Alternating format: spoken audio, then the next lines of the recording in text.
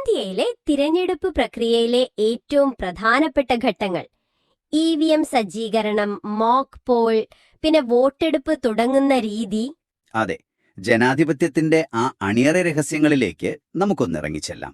ഇതിലെ ഏറ്റവും വലിയ കൗതുകം എന്താണെന്ന് വെച്ചാൽ, ഇതൊരു കേവലം സാങ്കേതിക പ്രക്രിയ മാത്രമല്ല, ലോകത്തിലെ ഏറ്റവും വലിയ ജനാധിപത്യ രാജ്യത്തിന്റെ സുതാര്യത ഉറപ്പുവരുത്തുന്ന ശാസ്ത്രീയ നടപടികളാണിവ. ആ സ്ലൈഡുകളിലെ വിവരങ്ങൾ കാണുമ്പോൾ അത് കൃത്യമായി മനസ്സിലാകും. അപ്പോൾ നമുക്ക് മെഷീനുകൾ തമ്മിലുള്ള കണക്ഷനിൽ നിന്ന് തന്നെ തുടങ്ങാമല്ലേ? തീർച്ചയായും. പ്രധാനമായും 3 ഉപകരണങ്ങളാണുള്ളത്: കൺട്രോൾ യൂണിറ്റ് അഥവാ CU, VVPAT, പിന്നെ ബാലറ്റ് യൂണിറ്റ് അഥവാ BU. നമ്മൾ വോട്ട് ചെയ്യാൻ ബട്ടൺ അമർത്തുന്ന മെഷീൻ. ഇവയെ എങ്ങനെ പരസ്പരം ബന്ധിപ്പിക്കുന്നു എന്നതിലാണ് ആദ്യത്തെ കൗതുകം. അതെ, ബാലറ്റ് യൂണിറ്റിന്റെ കേബിൾ ആദ്യം കുത്തുന്നത് VVPATലേക്കാണ്. VVPATും വെക്കുന്നു. ശരിയാണ്. എന്നാൽ ഇതിനെയെല്ലാം നിയന്ത്രിക്കുന്ന കൺട്രോൾ യൂണിറ്റ് പോളിംഗ് ഓഫീസറുടെ മേശപ്പുറത്തുമായിരിക്കും വെക്കുക. മോക്ക് പോളിന് ശേഷം പിന്നീട് ഇതിന്റെ സ്ഥാനങ്ങൾ മാറ്റാൻ പാടില്ല എന്നത് കർശനമായ നിയമമാണ് താനും. അതുകൂടാതെ മറ്റൊരു കാര്യം കൂടിയുണ്ട്. VVPATന്റെ പിന്നിൽ ഒരു പേപ്പർ റോൾ നോബുണ്ട്. അത് മെഷീൻ കൊണ്ടുപോകുമ്പോൾ ഹൊറിസോണ്ടൽ അവസ്ഥയിലായിരിക്കും അല്ലേ? അതെ, ട്രാൻസ്പോർട്ടേഷൻ മോഡിൽ. എന്നാൽ വോട്ട് ചെയ്യാൻ തുടങ്ങുന്നതിന് മുൻപ് അത് വെർട്ടിക്കൽ അവസ്ഥയിലേക്ക്, അതായത് വർക്കിംഗ് മോഡിലേക്ക് മാറ്റണം.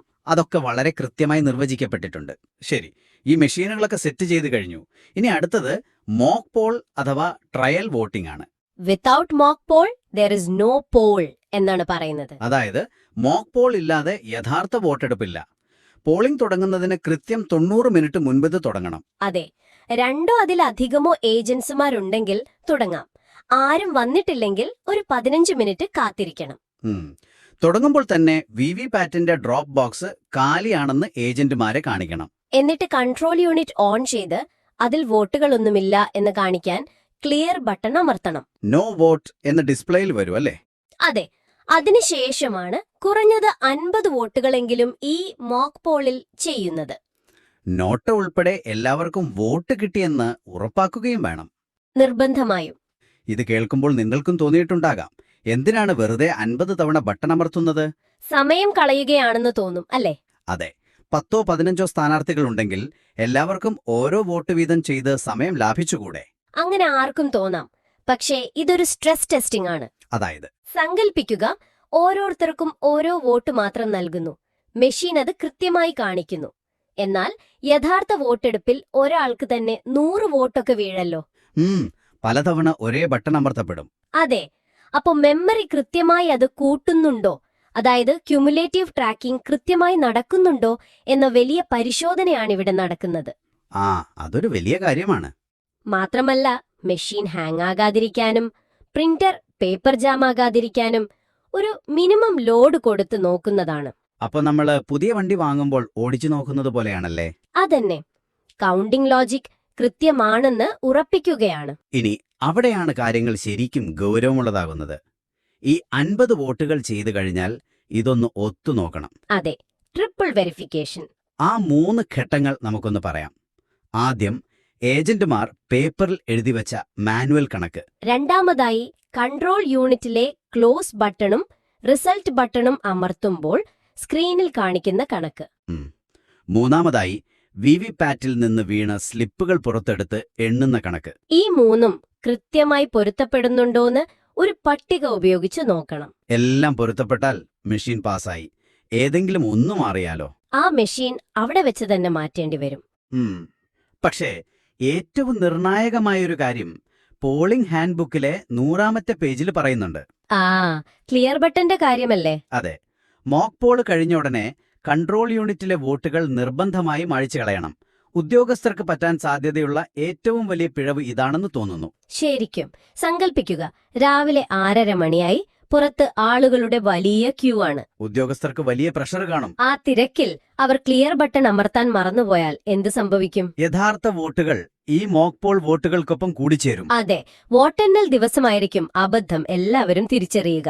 രജിസ്റ്ററിലെ എണ്ണവും മെഷീനിലെ എണ്ണവും തമ്മിൽ 50 വോട്ടിന്റെ വ്യത്യാസം വരും. അത് വലിയ തർക്കങ്ങൾക്ക് കാരണമാകും. ചിലപ്പോൾ വോട്ടെടുപ്പ് തന്നെ റദ്ദാക്കേണ്ടി വരും. അതുകൊണ്ടാണ് അത് അത്രയും കർശനമായി പറഞ്ഞിരിക്കുന്നത്. ഇതിനൊപ്പം മറ്റൊരു കാര്യം കൂടിയുണ്ട്. എന്താണത്? വി വി പാറ്റ് സ്ലിപ്പുകൾ മോക്ക് പോൾ സ്ലിപ്പ് എന്ന റബ്ബർ സ്റ്റാമ്പ് വെച്ച് ഒരു കറുത്ത കവറിലാക്കി മാറ്റിവെക്കും. അതെന്തിനാണെന്ന് ചിന്തിച്ചിട്ടുണ്ടോ? വോട്ടെണ്ണൽ സമയത്ത് യഥാർത്ഥ സ്ലിപ്പുകളും ഇതും തമ്മിൽ കൂടിക്കലരാതിരിക്കാനല്ലേ? അതന്നെ, രണ്ടും വേർതിരിച്ചറിയാനാണ് കറുത്ത കവറും പിങ്ക് കടലാസ് സീലും ഉപയോഗിക്കുന്നത്. സാങ്കേതികവിദ്യ എത്ര വളർന്നാലും ലേസർ പ്രിന്ററൊക്കെ വന്നാലും ഈ പഴയ മെഴുകുസീലും കടലാസീലുമൊക്കെ നമ്മുടെ വിശ്വാസ്യത നിലനിർത്തുന്നതിൽ എത്ര വലിയ പങ്കാണ് വഹിക്കുന്നത്. അതെ, ഭാവിയിൽ വരാൻ സാധ്യതയുള്ള തർക്കങ്ങൾ മുൻകൂട്ടി കണ്ടൊഴിവാക്കുകയാണ്.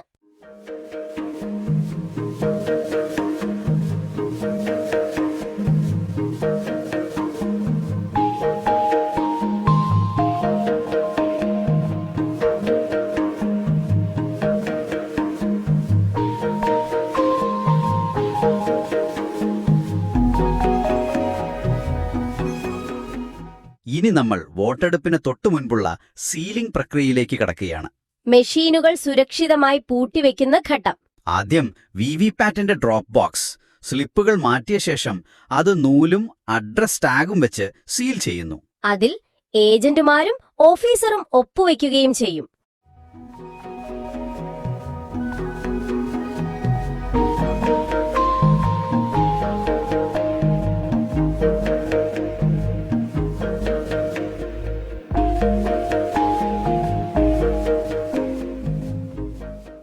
ഇവിടെ എനിക്കൊരു വലിയ സംശയമുണ്ട്.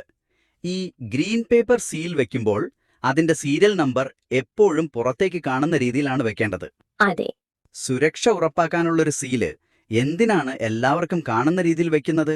അത് ആർക്കും കാണാത്ത രീതിയിൽ ഒളിപ്പിച്ചു വെക്കുന്നതല്ലേ സുരക്ഷിതം? വളരെ സ്വാഭാവികമായൊരു സംശയമാണിത്. സുരക്ഷ എന്നാൽ രഹസ്യമായി വെക്കലാണെന്നാണ് നമ്മുടെ ധാരണ. അതെ, ആരെങ്കിലും അത് കോപ്പി ചെയ്യാൻ ശ്രമിച്ചാലോ? അവിടെയാണ് കാര്യം. ജനാധിപത്യത്തിൽ സുരക്ഷ എന്നാൽ സുതാര്യതയാണ്. രഹസ്യമായി വെക്കുന്നതിലല്ല ഇതിന്റെ കരുത്ത്. ഈ ഗ്രീൻ പേപ്പർ സീൽ വെറുമൊരു കടലാസല്ല. കറൻസി നോട്ടുകൾ അച്ചടിക്കുന്നത് പോലെ വളരെ സുരക്ഷിതമായ പ്രസ്സുകളിലാണ് ഇതും അടിക്കുന്നത്.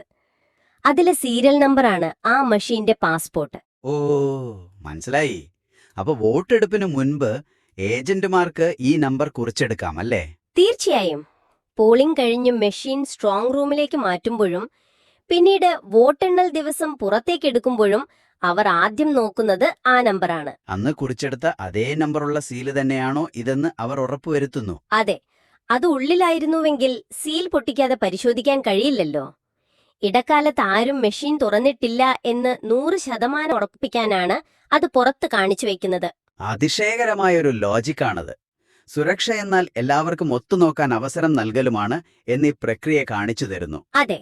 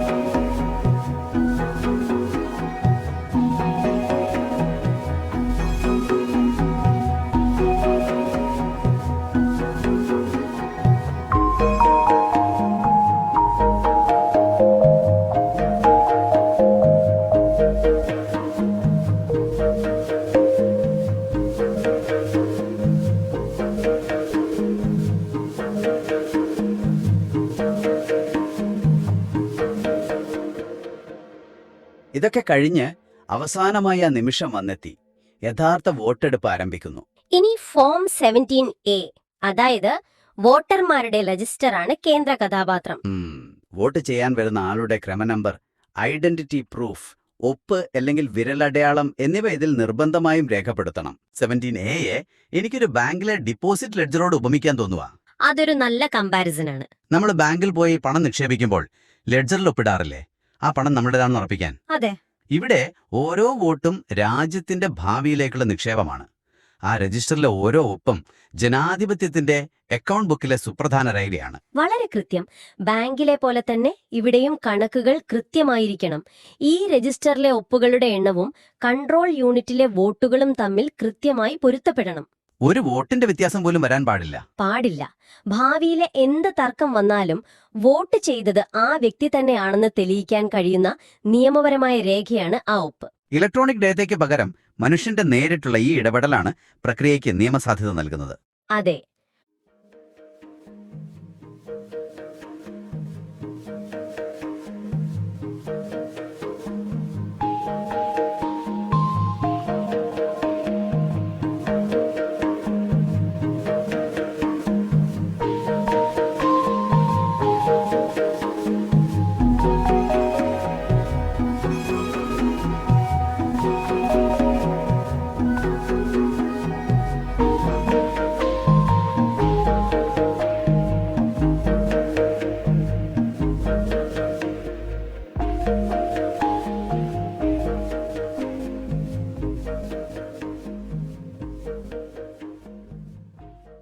വോട്ടെടുപ്പ് തുടങ്ങിക്കഴിഞ്ഞാൽ ബൂത്തിന് ചുറ്റും പാലിക്കേണ്ട ചില നിയമങ്ങൾ കൂടിയുണ്ട്.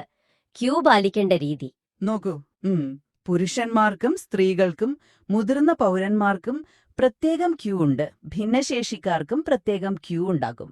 എന്നാൽ കൈക്കുഞ്ഞുങ്ങളുള്ള സ്ത്രീകൾക്കും ശാരീരിക ബുദ്ധിമുട്ടുള്ളവർക്കും എപ്പോഴും മുൻഗണന നൽകണം. അവരെ കാത്തു നിൽക്കാൻ അനുവദിക്കരുത്. വളരെ മനുഷ്യത്വപരമായ ഒരു നിയമമാണത്. പിന്നെ വസ്ത്രധാരണ ചട്ടം. രാഷ്ട്രീയ പാർട്ടികളുടെ ചിഹ്നമോ സ്ലോഗനോ ഉള്ള തൊപ്പിയോ ഷാളോ ഒന്നും ധരിച്ചു വരാൻ പാടില്ല. പ്ലെയിനായ വസ്ത്രങ്ങൾ ധരിക്കാം. ബൂത്തിനകത്ത് എല്ലാവരും തുല്യരാണ്. ഒരാളുടെ വസ്ത്രത്തിലെ ചിഹ്നം കണ്ട് മറ്റൊരാൾ സ്വാധീനിക്കപ്പെടാൻ പാടില്ല, അല്ലേ? അതെ, അതൊരു പൂർണ്ണമായും നിഷ്പക്ഷമായ ഇടമായിരിക്കണം. ഇതിനൊപ്പം മറ്റൊരു രേഖ കൂടിയുണ്ട്, വിസിറ്റ് ഷീറ്റ്. ഒബ്സർവർമാർ, മീഡിയക്കാർ, സ്ഥാനാർത്ഥികൾ എന്നിവരൊക്കെ സന്ദർശിക്കുമ്പോൾ അതിൽ രേഖപ്പെടുത്തണം. ആ സമയത്ത് എത്ര വോട്ട് പോൾ ചെയ്തു എന്നതുൾപ്പെടെ അതിലെഴുതണം. അതായത് അവിടെ നടക്കുന്ന ഓരോ അനക്കവും രേഖപ്പെടുത്തപ്പെടുന്നുണ്ട്. അതെ, ഒരു സിസ്റ്റം എങ്ങനെ പഴുതുകളില്ലാതെ പ്രവർത്തിക്കണമെന്നതിന്റെ മികച്ച ഉദാഹരണമാണിത്. ശരിക്കും പുറത്തുനിന്ന് നോക്കുന്ന ഒരാൾക്ക് വോട്ടർ വരുന്നു, വോട്ട് ചെയ്യുന്നു എന്ന് മാത്രമേ തോന്നൂ. എന്നാൽ അണിയറയിൽ ഈ പറഞ്ഞ ഫോം 17A, വിവിപാറ്റ് സ്ലിപ്പുകൾ, പച്ച പേപ്പർ സീലുകൾ, മോക്പോൾ എന്ന കടമ്പ എല്ലാം ചേർന്നാണ് ഇതിനെ താങ്ങി നിർത്തുന്നത്. പോളിംഗ് ഉദ്യോഗസ്ഥർ ഉറക്കമൊഴിച്ച് വലിയ പ്രഷറിലിരുന്ന് ചെയ്യുന്ന ഈ അധ്വാനമാണ് യഥാർത്ഥ വിജയം. അതെ, ഓരോ ചെറിയ നിയമവും കേവലം ചടങ്ങല്ല, വോട്ടർമാരുടെ വിശ്വാസ്യത സംരക്ഷിക്കാൻ വേണ്ടിയുള്ളതാണ്. അത് വളരെ ശരിയാണ്. നാം ഇന്ന് വിശദമായി ചർച്ച ചെയ്ത ഈ കാര്യങ്ങളിൽ നിന്ന് വോട്ട് രേഖപ്പെടുത്തുന്നതിന് മുൻപുള്ള സങ്കീർണവും സുതാര്യവുമായ തയ്യാറെടുപ്പുകളെക്കുറിച്ച് നിങ്ങൾക്ക് വ്യക്തമായ ധാരണ ലഭിച്ചുവെന്ന് ഞങ്ങൾ വിശ്വസിക്കുന്നു.